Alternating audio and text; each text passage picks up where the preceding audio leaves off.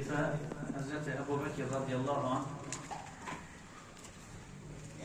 xəlifəliyi devrində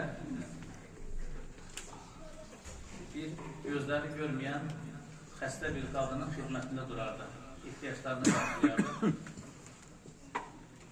Ondan xəbərsiz Həzrəti Ömər radiyallahu anh da o qadının ihtiyaçlarını qarşılamağa hər gittiğində görərdi ki, qadının ihtiyaçları qarşılanmış. Suyu təmin olunmuş, azuqəsi verilmiş. Neçə dəfə erkən gedib bu işi görmək istəyir, hər dəfə görür ki, artıq bu iş görülmüş. Bir dəfə lap erkəndən gedib gözləyir görə kimdir bu işi görən. Tam qapıya yaxınlaşanda Həzrət Əbbəkirlə göz-gözə çıxırlar. Özünü saxlayıb, Vallahi səndir deyirsin, Vallahi səndir. Həzrət Əbbəkir xəlifə olmasına baxmayaraq, bu işi, işlərinin o qədər çoxluğuna baxmayaraq, bu işi davam etdirdi. Onun vəfatından sonra Həzrəti Ömər radiyallahu anh bu vəzifəni devraldı.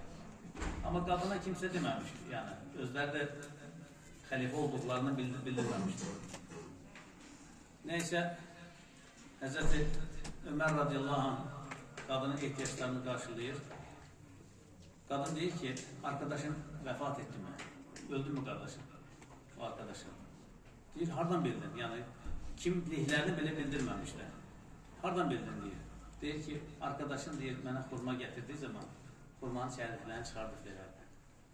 Yəni, xidmət edəndə də nəzakətlə, kibarlıqla xidmətləmək lazım. Yəni, paldır-güldür deyil, nətər gəldi deyil, nəzakətlə. Ümumiyyətlə, sahabe-i kiram hamısı başımızın tacıdır. Həzrəti Ömər radiyallahu anhdan sonra bilirsiniz, Həzrəti Osman Əfəndimiz xəlifə olur. Mədinəyə Peyğəmbər Aleyhisselatü Vesselam hicrət edərkən Mədinəlilərin, müsəlmanların su ehtiyacı vardı. Su quyusuna baxan bir Yahudi vardı. O su quyusunu suyu pulla satırdı. Allah Resulü müsəlmanların sıxıntılarını görərək deyir ki, bu su quyusunu kim Allah rızası üçün kim alar? Yahudidən satın almaq istəyir, Yahudi də Yahudiliğini eləyəcək. Deyir ki, %50%, səhəmin %50'sini sata bilərəm sizə.